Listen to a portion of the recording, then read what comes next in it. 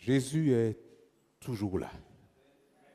Nous voulons vraiment souhaiter à chacun, une fois de plus, un très bon sabbat. Que vous soyez présents, que vous soyez connectés à la maison. Nous avons l'assurance que notre Seigneur et notre Dieu est présent parmi nous ce matin. Nous voulons remercier tous nos frères et sœurs et nos amis qui ont été présents avec nous depuis le début de cette série de conférences. Pasteur Mitraille a commencé hier soir, il était encore avec nous pour partager l'approche prophétique du message de Jésus. Et ce matin, je voudrais prendre le temps de considérer avec vous un épisode de la vie de notre Seigneur et Sauveur Jésus-Christ pour affirmer que Jésus est toujours là. Le texte pour ce matin est tiré du livre, ou plutôt de l'évangile de Luc, au chapitre 24. Et j'aimerais considérer avec vous, bien-aimés frères et sœurs, les versets 13 jusqu'au verset 17. Luc 24, verset 13 jusqu'au verset 17.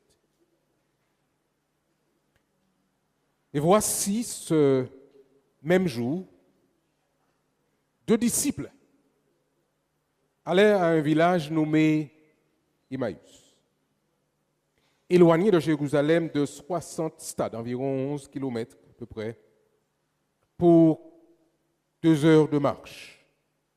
Ils s'entretenaient sur tout ce qui s'était passé.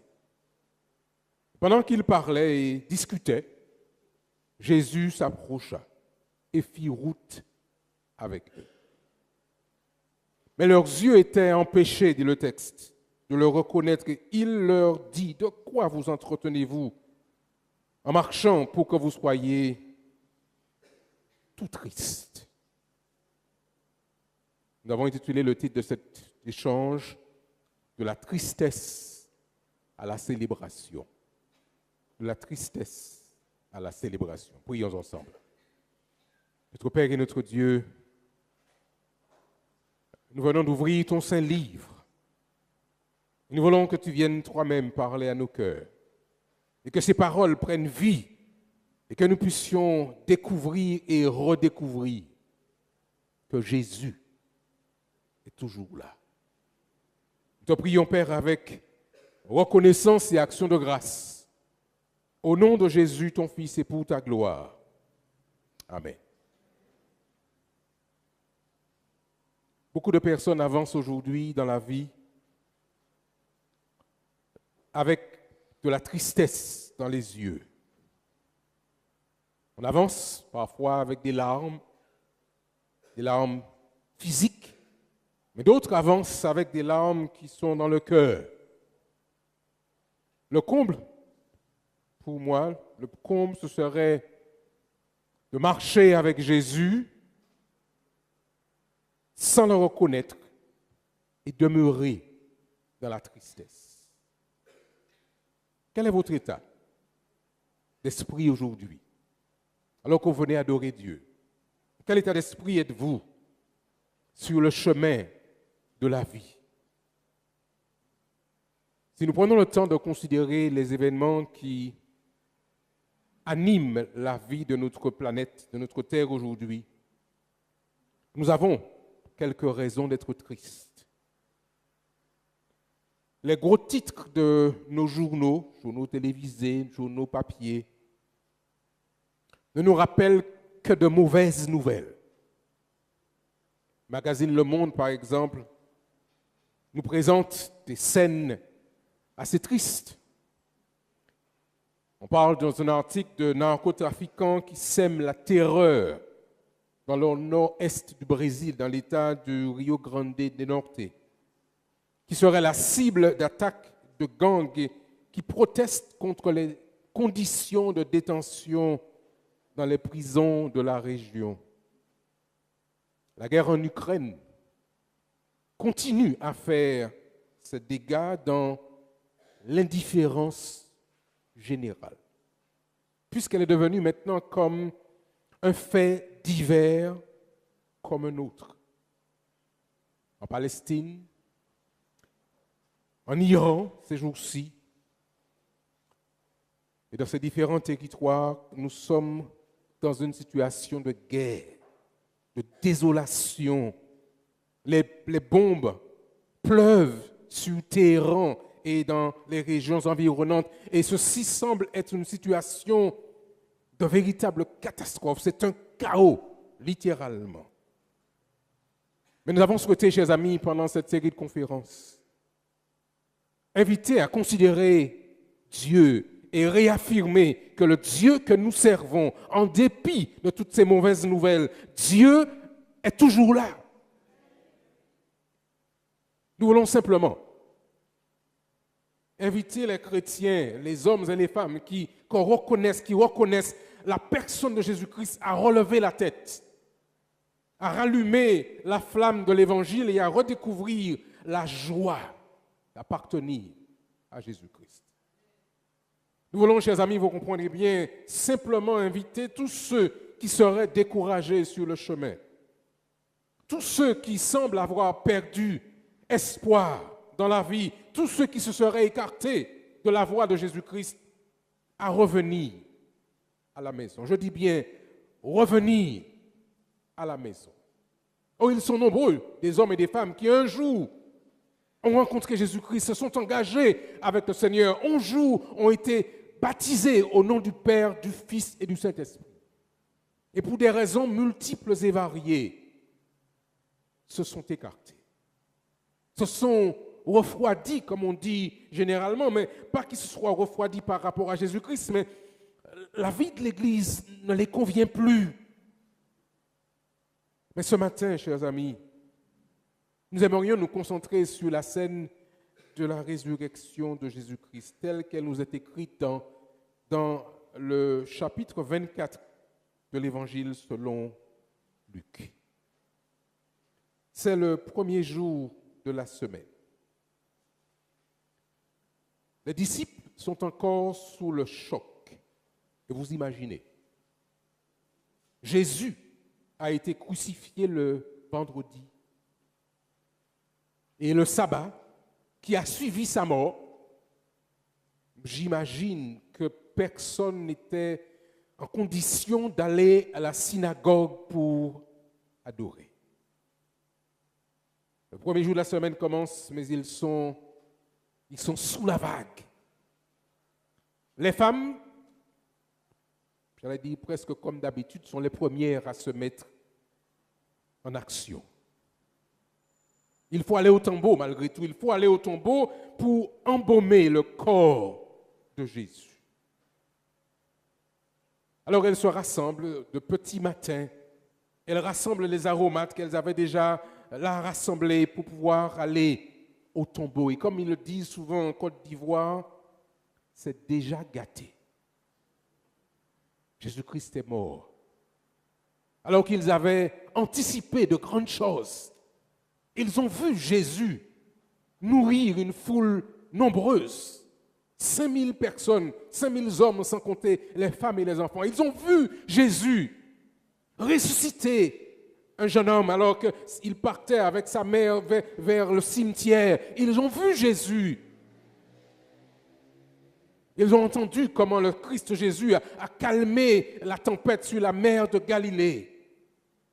Là maintenant, ils sont tristes, l'espoir est anéanti. Mais arrivées au tombeau, ces femmes sont surprises. Elles sont surprises de découvrir que la pierre qui fermait le sépulcre avait été roulée.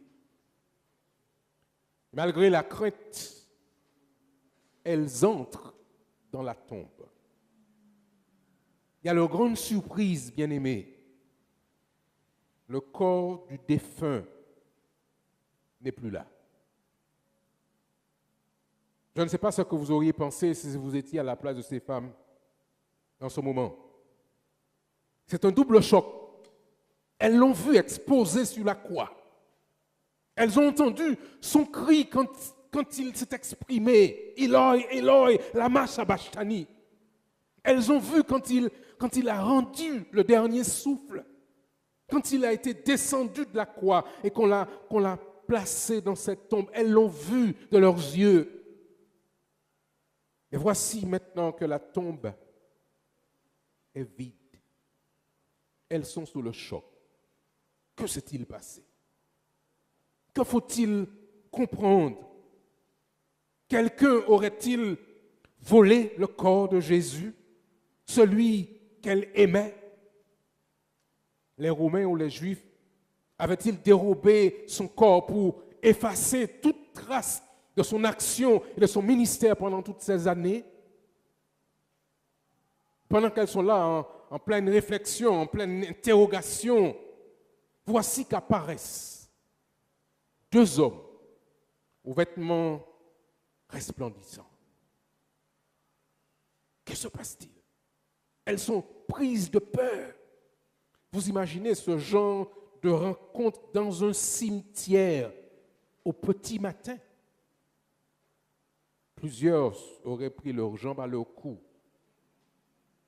Pas vrai? Eh oui.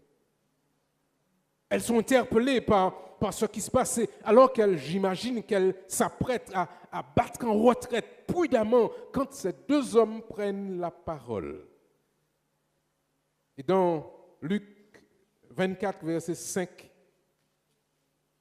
à 7, voilà ce qu'ils disent. Pourquoi cherchez-vous parmi les morts celui qui est vivant? Et puis ils affirment, il n'est point ici, mais il est ressuscité. Souvenez-vous de quelle manière il vous a parlé lorsqu'il était encore en Galilée et qu'il disait, il faut que le Fils de l'homme soit livré entre les mains des pécheurs, qu'il soit crucifié et qu'il ressuscite le troisième jour. Et elle se ressouvint de ces paroles. Elles sont interpellées par ce que ces deux étrangers viennent de dire. C'est vrai, disent-elles, on se rappelle que Jésus avait déjà fait cette déclaration. Alors, chers amis bien-aimés, les femmes courent retourner à la chambre haute où les 11 disciples faisaient leur deuil. Et toutes essoufflées, j'imagine, elles arrivent pour partager leur histoire. Jésus est ressuscité. Celle qui raconte cette histoire à dormir debout, c'était Marie de Magdala, Jeanne et Marie, mère de Jacques, et d'autres femmes qui les avaient accompagnées. Juste en passant, chers amis, si Marie, mère de Jacques, et si le Jacques, c'est bien le frère de Jésus tel qu'il se présente dans l'épître de Jacques, cela sous-entend que cette Marie est donc bien la maman de Jésus. Et j'imagine, frères et sœurs, l'émotion dans sa voix quand elle dit « Jésus est ressuscité ». Elle aurait pu dire « Mon fils est ressuscité ». Elle a vu Jésus, elle lui a donné naissance, elle l'a vu grandir, elle a vu son premier miracle dans ses noces de Cana. Elle se rappelle de ce que l'ange lui avait dit, c'est lui qui sauvera son peuple de ses péchés. Et aujourd'hui, elle dit aux disciples, il est ressuscité. Vous imaginez donc l'émotion qui l'étreint. Et puis les disciples secouent la tête avec incrédulité. Ces femmes ont perdu la tête. Ce que vous racontez est absurde. Il y avait bien des soldats romains en garde devant la tombe. Personne ne pourrait enlever son corps. Ce n'est pas logique ce que vous racontez. Mais Pierre, égal à lui-même, va voir. Et l'histoire nous rapporte qu'ils partent à deux. Le plus jeune disciple, Jean, vous vous rappelez? Le plus jeune, je suppose plus rapide que Pierre, arrive le premier devant la tombe, mais pas aussi téméraire que Pierre, il reste debout. Et puis Pierre, le patron, le maître, le chef, entre dans la tombe pour voir ce qui se passe. Et Pierre doit constater qu'en effet, la tombe est vide. Il ne reste que le linceul qui enveloppait la dépouille du crucifié. Et dans l'étonnement, Pierre décide de rentrer chez lui. Deux autres disciples décident eux aussi de rentrer chez eux. Ils avaient cru en Jésus. Pierre, en particulier, pensait que le Christ allait restaurer le royaume de David là, à Jérusalem.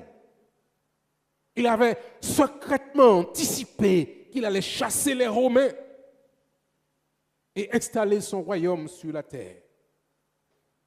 Alors il décide, moi, c'est bon, je rentre chez moi. Les deux autres disciples font pareil. Ils entreprennent le trajet de retour vers Emmaüs, environ 11 à 12 kilomètres. La tête basse, le cœur lourd. Et alors qu'ils marchent là sur le sentier, un voyageur se joint à eux.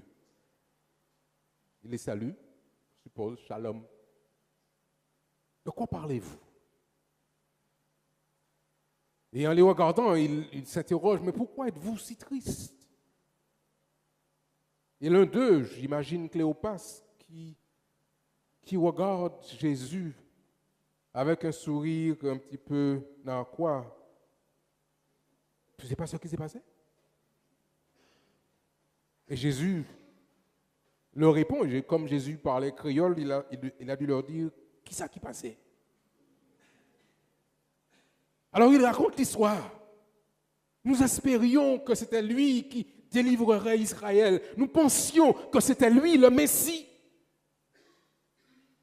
Et puis nous nous sommes, hélas, trompés. Bien sûr, ils disent, bien sûr, quelques femmes ont été au sépulcre ce matin et ont déclaré que son corps n'était plus là et qu'il serait vivant. Mais ces femmes, pardon mes sœurs, mais ils disent, ces femmes ne sont pas bien. Elles sont aveuglées par leurs émotions. Alors, nous avons décidé, c'est bon, nous rentrons à la maison, reprendre nos activités. Alors, frères et sœurs bien-aimés, Jésus, prenant la parole, se mit à leur expliquer les Écritures.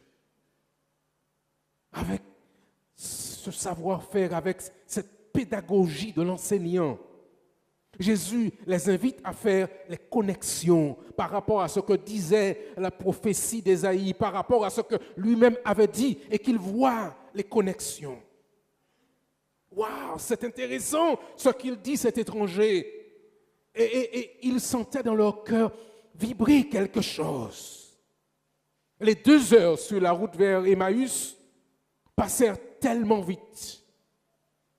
Finalement, quand ils arrivent à la croisée où ils doivent rentrer chez eux, ils invitent le voyageur inconnu à bénéficier de l'hospitalité orientale. Viens à la maison un instant, rafraîchis-toi, lave tes pieds avant de continuer ton chemin. Alors, sur leur insistance, Jésus s'arrête chez eux. Et alors qu'ils s'apprêtent à manger, ils invitent leur invité à prononcer la bénédiction sur le repas. Et Jésus lève les mains et bénit ce repas. Et quand il lève les mains, frères et sœurs, quelque chose se passe. Les écailles sur leurs yeux tombent. Ils se rendent compte qu'ils sont en présence de Jésus. Oh, frères et sœurs, qu'est-ce que ce serait comme joie de se ressentir dans la présence de celui qu'ils ont aimé, celui qu'ils ont entendu dire au vent et à la mer, tais-toi. Leur cœur est réchauffé de joie et de bonheur. Et puis, Jésus disparaît. Ils sont joyeux, ils sont contents, ils applaudissent. Et puis, frères et sœurs, le texte nous rappelle que ces hommes reprennent le chemin en sens inverse. Et cette fois, je présume qu'ils courent, parce qu'ils ont vu Jésus. Vous savez, frères et sœurs, quand on a rencontré Jésus, quand il a impacté notre vie, on ne peut pas rester silencieux.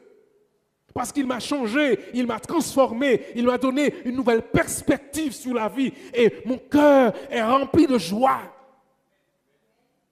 Et ces hommes retournent pour dire à ceux qui étaient encore restés dans la chambre haute.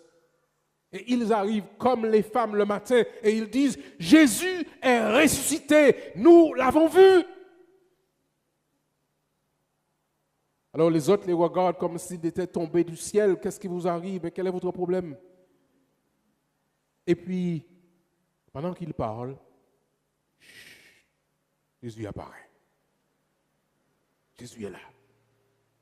Et puis il leur dit, la paix soit avec vous. Il y a un silence, je présume, frères et sœurs, dans la salle, une curiosité, un étonnement, mais aussi en même temps de l'effroi. Ils croyaient que c'était un esprit. Alors Jésus, prenant la parole,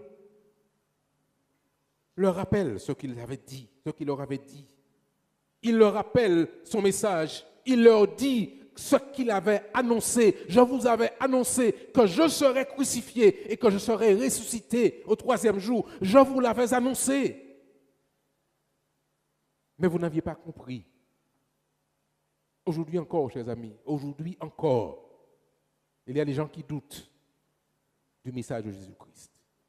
Des gens qui doutent que le Christ soit vraiment ressuscité et qu'il soit monté au ciel. Malgré toutes les évidences, certains hésitent encore. D'autres sont comme les disciples. Ils ont marché avec Jésus. Mais maintenant, ils sont déçus. Ils espéraient que, comme pour les disciples, ils auraient réalisé leur rêve personnel. On vient à l'église, on s'engage avec le Seigneur, mais avec ses propres attentes. Ou certains ont prié pour que Dieu leur accorde une épouse. Et pour des raisons que Dieu seul sait, il n'a pas accordé leur requête. Ou l'épouse qu'ils avaient espérée n'est pas celle qu'ils ont. Ils s'interrogent si vraiment c'était la bonne personne que Dieu avait envoyée pour eux. D'autres ont demandé à Dieu du travail, de l'argent. Mais malgré leurs prières incessantes, ils se rendent compte que ça n'avance pas. Ils sont encore dans la misère, c'est la galère. D'autres ont prié en disant, Seigneur, s'il te plaît, guéris-moi ou guéris maman, guéris papa. On est venu, on a fait onction d'huile, on a prié, les anciens sont venus, on a imposé les mains. Mais malgré les prières, Dieu n'a pas exaucé. Alors qu'ils se disent, pas la peine, je rentre chez moi, je perds mon temps à l'église, je reprends mon train-train quotidien, il n'y a rien à espérer, ça fait longtemps qu'ils parlent du retour de Jésus. Mais sans différence, moi je suis fatigué. Pour d'autres, ils préfèrent le format YouTube, la version à la maison, même si nous saluons ceux qui sont connectés. Il y a moins de contraintes. Je peux rester en pyjama et regarder. C'est plus simple. Mais selon ce que déclare l'apôtre Pierre dans 2 Pierre 3, verset 9, à ceux qui seraient dans une posture de doute, d'hésitation, chers amis, de penser que la parole de Dieu se serait trompée. Voilà ce qu'affirme Pierre, celui qui a vu la tombe vide.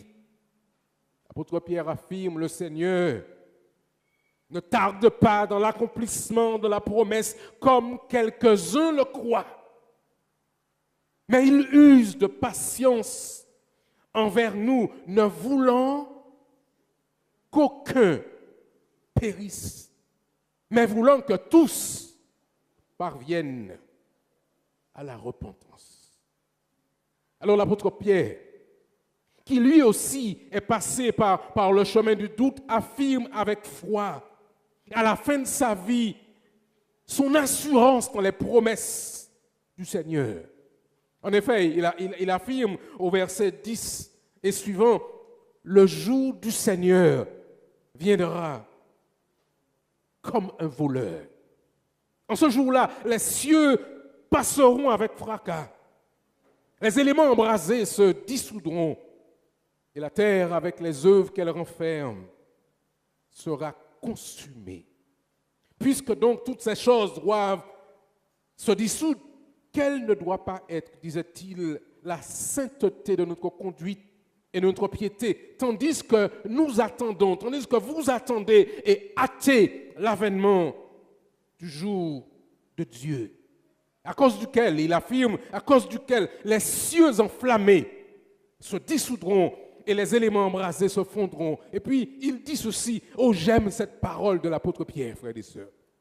Il affirme, mais nous attendons, selon sa promesse, de nouveaux cieux et une nouvelle terre où la justice habitera. Nous attendons, frères et sœurs, c'est notre bienheureuse espérance.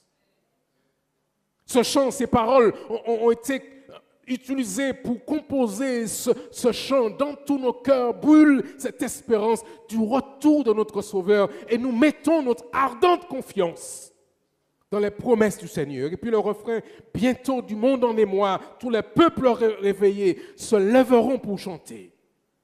Alléluia, Christ est roi. Nous attendons, selon sa promesse, de nouveaux cieux et une nouvelle terre où la justice habitera. Et puis il termine son propos, l'apôtre Pierre, avec ces mots. C'est pourquoi, bien-aimés, en attendant ces choses, appliquons-nous à être trouvés par lui sans tache, irrépréhensibles dans la paix. Bien-aimés frères et sœurs, chers amis, Jésus revient bientôt. Ce n'est pas une parole en l'air, ce n'est pas une utopie. C'est une réalité que le Christ affirme et les apôtres l'ont attesté après lui. Alors aujourd'hui, une fois de plus, Jésus parle à nos cœurs. Il se répète. Êtes-vous prêts à entendre sa voix? Une fois de plus, Jésus est prêt à nous inviter à marcher avec lui. Sommes-nous prêts à suivre ses pas? Sommes-nous prêts à revenir à la maison, à nous retrouver en sa présence tout près les uns des autres et attendre ensemble le retour de Jésus? Chers amis, bientôt, la porte de la grâce sera fermée.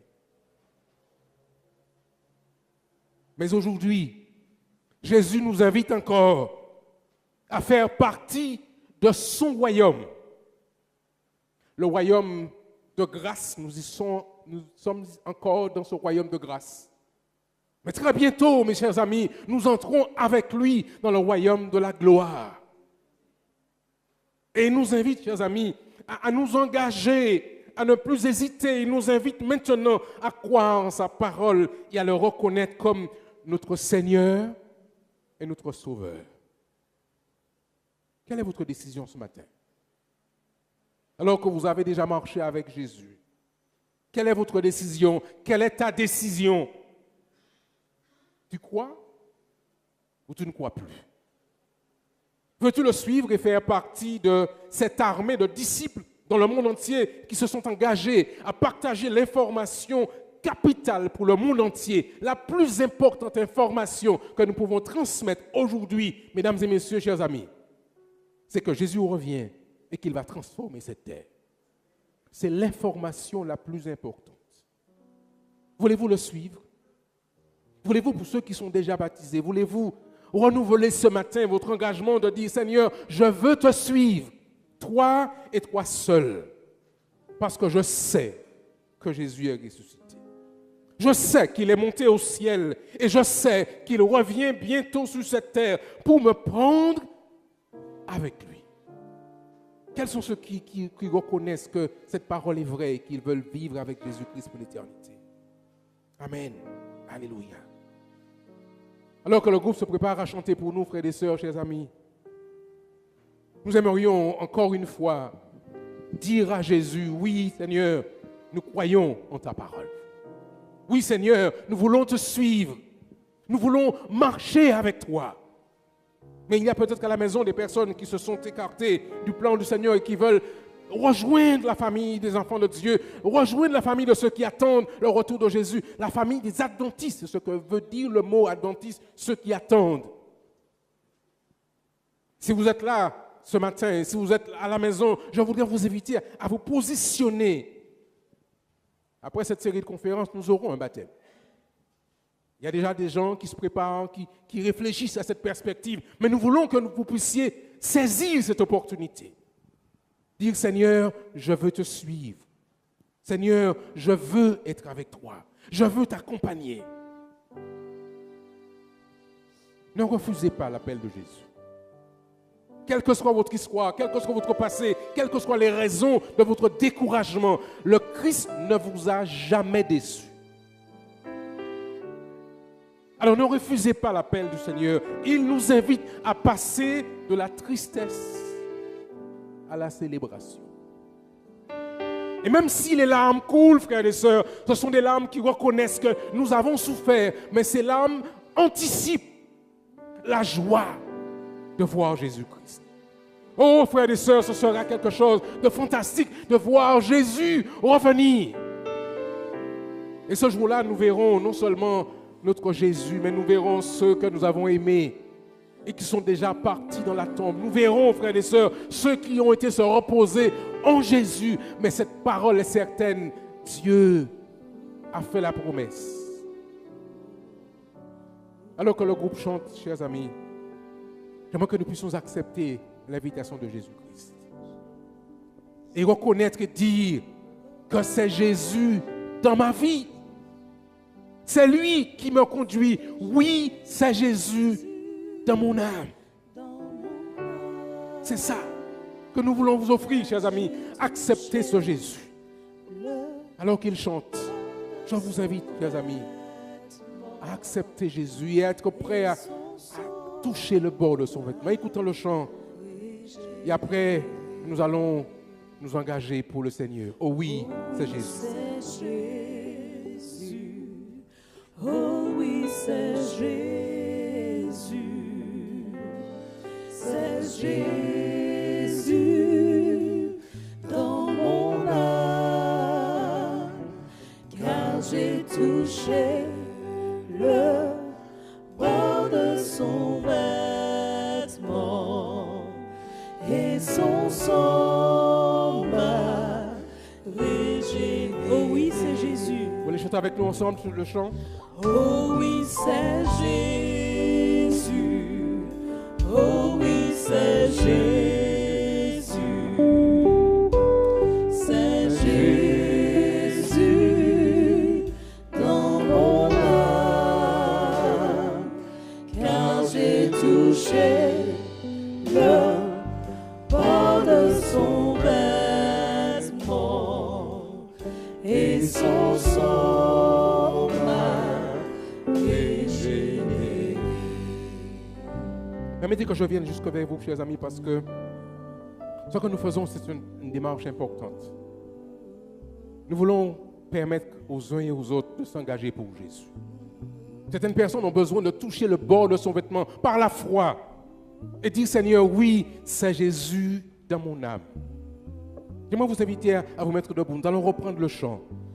Et pendant que nous chantons, chers amis, frères et sœurs, s'il y a quelqu'un qui veut dire, Seigneur, j'ai douté, Seigneur, j'ai hésité, je me suis découragé, mais je veux par ta grâce reprendre, revenir à la maison. S'il y a quelqu'un qui dit, Seigneur, je n'ai jamais été baptisé, je ne me suis jamais engagé avec toi, je veux le faire rapidement pendant qu'il est encore temps. Pendant que nous chantons, si Dieu vous parle, n'hésitez pas. Venez nous rejoindre ici devant l'autel afin que nous puissions prier avec vous. Car j'ai touché le bord de son vêtement. Bord de son vêtement et son sang ensemble, oh oui, c'est Jésus. Oh oui, c'est Jésus. Oh oui, c'est Jésus. Pendant que nous chantons, chers amis, c'est la paix, C'est Seigneur. N'hésitez pas à marcher vers lui jusqu'à ce dans mon âme, car j'ai touché le bord de son vêtement et son sang m'a régénéré. David Pasteur Mitraille à nous rejoindre. Nous allons prier pour que Dieu puisse bénir son peuple. Bénir pour ceux qui sont à la maison. Bénir ceux qui sont dans la salle et qui luttent, qui veulent accepter Jésus-Christ, qui veulent s'engager avec lui, mais qui ont peur des yeux des uns et des autres. Ne regardez ni à droite ni à gauche. Faites comme le firent ces deux disciples. S'il faut courir 12 kilomètres pour dire que Jésus est ressuscité, nous le ferons.